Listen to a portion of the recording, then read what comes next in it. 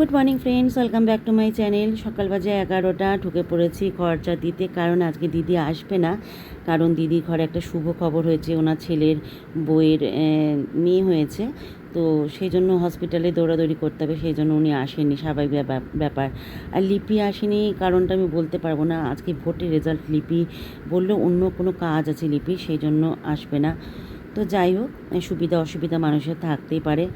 তো ছুটি নিয়েছে দুজনে, লিপি রবিবার করে ছুটি নেয়, তো আজকে সোমবার ও ছুটি নিয়েছে। আজকে একটা ভোটের রেজাল্ট, সবাই টিভি দেখবে। সকাল থেকে আমার হাজব্যান্ড তো টিভি খুলেই বসে আছে, আর আমাকে ডেকে ডেকে তুলছে, ওঠো ভোটের রেজাল্ট দেখবে না, ওঠো ভোটের রেজাল্ট দেখবে না। বলো তো, একটা ঘুমন্ত মানুষকে কেউ এভাবে ডেকে তোলে? তো যাই হোক, তার সাথে সাথ দেওয়ার মতো কেউ পাচ্ছে না, তো আমাকে ডেকে ডেকে তুলছে। তো উঠে পড়েছি, উঠে পড়ে চা টা দিয়ে, এখনও জল খাওয়ার খায়নি, দুই মেয়ে ঘুমন্ত, ওদেরকেও তুলবো, একটু দেরি করেই তুলিয়ে। ওরা কেউ ঘুমালে না আমার ডাকতে ইচ্ছা করে না, কেন কি জানি। আমার দুই মেয়ে বা আমার গোপাল সোনাও যখন ঘুমায় না, গোপাল সোনাকে উঠাতে ইচ্ছা করে না। ভাবি কি যে আমার মেয়েরাও যেমন ঘুমায়, আমার গোপাল সোনাও একটু গোপাল সোনা একটু রেস্ট নিক। ওই জন্য গোপাল সোনাকে আমি তুলি না। আমি যখন উঠি, মেয়েরা যখন উঠে যায়, তখন গোপাল সোনাকে তুলি। এই নিয়মটা অনেকের ক্ষেত্রে ভালো নাই লাগতে পারে, আমার এই নিয়মটা, কিন্তু আমার এটা মনের এরকম একটা কীরকম মনে ধারণা পোষণ করে আমি নিজেই জানি না। ভাবি একটু গোপাল সোনা সারাদিন বসে বসে দেখে জগৎ সংসার, একটু রেস্ট নিক, এরকম একটা ধারণা রয়েছে আমার মধ্যে।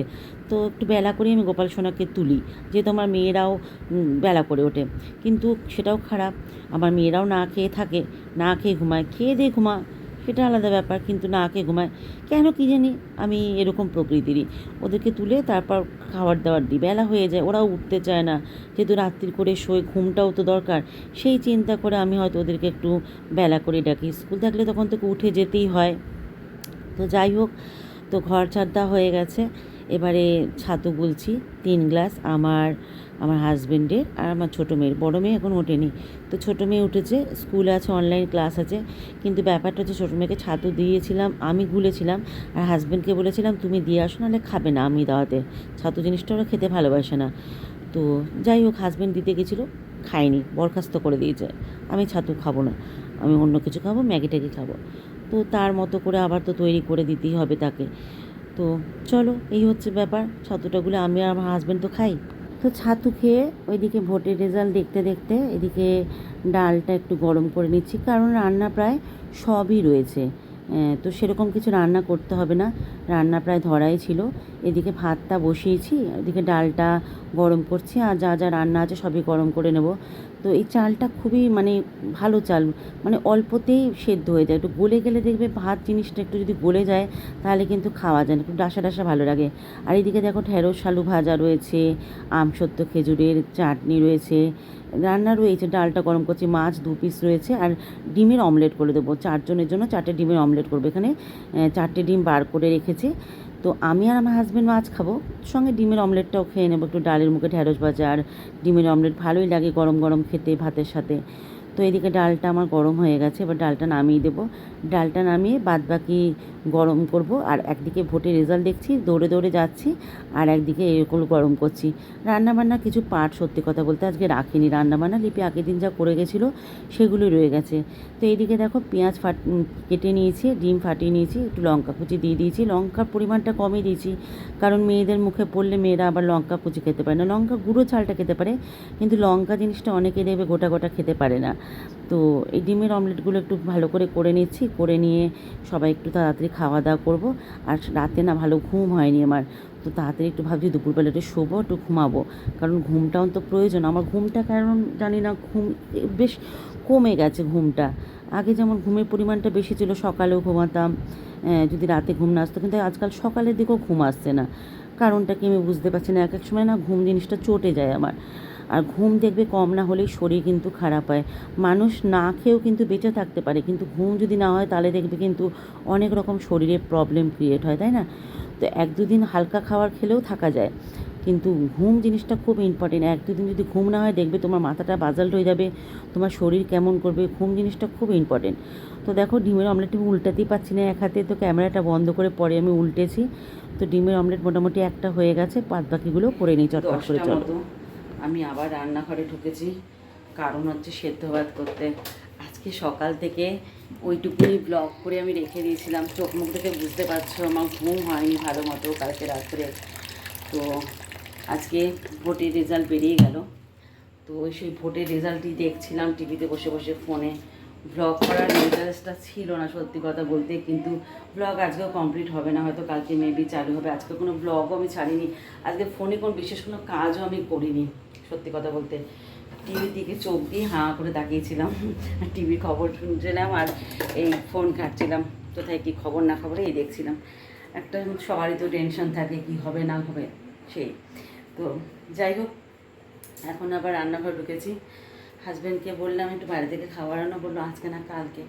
তো আমি বললাম সেদ্ধ ভাত বসিয়ে দিই। আমার কাছে প্রচণ্ড ঘুম, কিন্তু ঘুম পেলেও কিছু করার নেই। এতগুলো বাসন এখন আমাকে মাজতে হবে। এই বাসন না মেজে রাখলে কালকে লিপি যখন রান্নায় আসবে তখন লিপি হয়ে যাবে অসুবিধা। তো এখন বাসন ভাতটা গেলে বাসনটা মেজে নিয়ে আর এদিকে ডিম সেদ্ধ আলু সেদ্ধ বসিয়েছি। গরম গরম খেয়ে শুয়ে পড়বো। চোখ আমার টানছে, দুপুরবেলা একটু শুয়েছিলাম, ঘুমিয়েছি আর থাপা করে উঠে পড়েছি। তো ঘুমটা পিসফুলি হয়নি আমার। তো যাই হোক, চলো। প্রথম প্রশ্ন, সকালবেলা ভালো লাগছে? মা কেন ভালো লাগছে তো ওই জামাটা পরে? খারাপ লাগবে কেন? ভালোই লাগছে। আর আমার বর আমাকে তাড়িয়ে দিচ্ছে, সরো। আমার বর তো ভোট শেষ, রেজাল্ট বেরিয়ে গেছে, সব চেঞ্জ হয়ে গেছে। এখন ভোটের উঠলো কি উঠলো না দরকার নেই। আর মাসখানেক থাকবে তো। তো তোর কি উঠে যাচ্ছে? তো উঠে যাচ্ছে তো, সরকার তো নির্বাচন হয়ে গেছে, এখন উঠলে কি আর করলে কি? তুই তো ভোট দিবি না। তো হাজব্যান্ড যাচ্ছে এখন অফিস আর প্রীতি যাচ্ছে কলেজ। প্রায় 1 মাস পরে প্রীতি কলেজ যাচ্ছে। এবার দেখো বডি স্প্রে মাখছে আমার হাজব্যান্ড মেয়েদের। কি কি রে? এটা মেয়েদের? মা সবই মেয়েদের। তুমি তুমি নিজেরটা তুমি কিনে নেবে একটা তোমাদের জেন্টস। পুটু নিজেও জানে না। তুমি ছেলেদের একটা কিনে নেবে। এ মা, মেয়েদের এ পড়ে যায়, কিছুই জানে না। আগে এক রুমাল নিত, মেয়েদের রুমাল নিয়ে চলে যেত, মেয়েদের ছাতা নিয়ে চলে যায়, যা পারে করতে থাকে আমার বরটা। তো চলো প্রীতিকে খেতে দিই।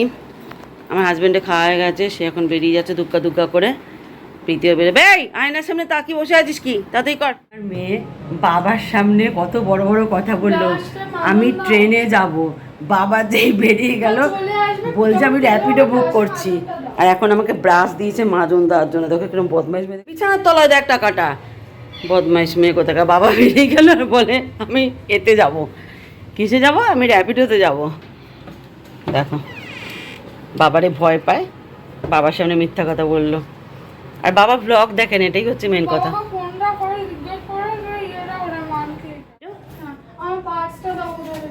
এই রে, তুই পার্স কোথায়? ব্যাগে দেখ, আমি তোর পার্স জানি না মানা। পার্স কোথায় রেখেছি? নিজে কোথায় কি রেখে দিস? তুই বেরোলে আমি গোপাল তুলে করবো, খেয়ে তারপর বিছানা তুলবো। দেখো দেখো দেখো, সব মাটিতে ফেলে দিয়ে চলে যাচ্ছে। কোথায় রেখেছিস পার্স? দেখ তুই। ব্যাগটা কিনেছিল দিল্লি থেকে, এরকম 2টো ব্যাগ। এটা নিয়ে এখন কলেজ যায় প্রতিদিন। কোনটা? ও ঠিক আছে, ওর যেটা। ওরে বাবা, চিৎকার করছে অনলাইন ক্লাস করতে করতে আরেকজন। প্রীতি বেরিয়ে গেলে আগে খাবো, বিছানা তুলবো, অনেক কাজ। কোথায় গেল আরেকজন? বেরিয়ে গেল? প্রীতি বেরিয়ে গেল? ও না, এই ঘরে। না না, ঠিক আছে ঠিক আছে। আবার কি জামা কাপড় বার করছে। ও বোন বলেছে ওকে এইটা ভালো লাগবে। বা দেখেছিস? দেখ বোনের সাথে, দেখ বোনের সাথে ঝামেলা করছিস। বোন বলে এটার সাথে এটা ভালো লাগবে। দেখেছিস? ম্যাচিং ম্যাচিং জানে বোন, কত ভালোবাসি ম্যাচিং। বাবা বাবা, টাটা, দুক্কা দুক্কা। সাবধানে যাবি, সাবধানে আসবি। কখন আসবি? ভাত খাবি এসে? কখন আসবি তাহলে? ভাতটাও পুরোটা খেলি না, এত অসভ্য মেয়ে।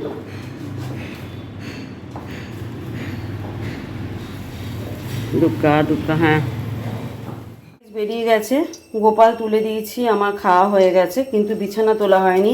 আমার ছোটো মেয়ের জন্য এখন এই পাউরুটি রেসিপি করতে ঢুকেছি। ও রকমারি খেতে ভালোবাসে জানো তো। সকালবেলা প্রীতি ভাত খেয়ে গেল অল্প একটু, আর প্রাপ্তিকে বললাম পরোটা আছে, পরোটা করেছে, খা।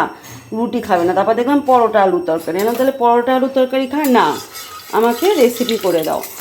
তো কী করবো আর, করতে যখন বলছে। তো ইউটিউব দেখেছে, ইউটিউব দেখে এখন বললো আমাকে একটা রেসিপি বানাতে। ওই চিলি পটেটো খাবে, নয় এই পাউরুটি দিয়ে ওরকম কিছু একটা তৈরি করে দাও, ওই একই প্রসেসে তৈরি করতে হবে। তো তো চলো তৈরি করে দিই। বেলা অনেকটা হয়ে গেছে, সকাল থেকে না খেয়ে আছে। স্কুলের অনলাইন ক্লাস হচ্ছে, অনলাইন ক্লাস করছে, বললো আমি নিজে খাবো তৈরি করে, আর তোমাকে কিছু করতে হবে না। এখন বলছে তুমি তৈরি করে দাও। তো বেলা হয়ে গেছে, খাওয়ারটা তো সকালে খাওয়ারটা কি তাড়াতাড়ি খায় মানুষ, সকালে খাওয়ার দাওয়ার তাড়াতাড়ি খেতে হয়। এই মেয়েকে কি করে বোঝাবো, 11:30 12টা বেজে গেছে, এখনও আমার মেয়ে জল খাওয়া হলো না। আমি মা হয়ে খেয়ে নিলাম। আমি ভাই টাইম টু টাইম খাওয়া দাওয়া করি, ঘুমাতে হলেও টাইম টু টাইম ঘুমাই, কিন্তু এই মেয়েটাকে আমি বুঝাতে পারি না। চেহারাটা কি রুগ্ন হয়ে গেছে চেহারাটা, বলবে কি এই চেহারাই আজকাল চলে মা, বলো এই চেহারাই চলে, ভিটামিন ডি এর অভাব শরীরে, এই চেহারাই চলে। চলো একটু তেল লাগবে।